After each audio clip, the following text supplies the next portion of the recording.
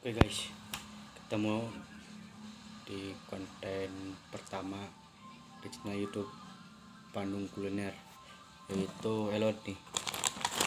Elot sehah lada ini asli buatan saya masak. Kalau ini saya beli elot mentahnya ya, mentah atau kayak keripik lagi ya, kalau orang Bandung tahu nih. Dan saya beli yang mentahnya, saya masukin ke plastik, karena kalau di mangkok itu kan ada kayak berantakan gitu ya. Jadi ini saya dimasak. Yang mau coba boleh dihubungi, nanti ada kontak WA saya di bawah ya. Rasanya itu suha, lada, asin, pokoknya enak banget lah ya.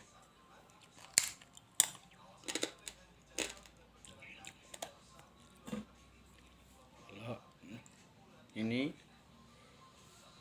kayak cabai kering, cabai garing ya, tuh enak. Ini makanan Sunda juga ya, makanan Bandung lah khususnya.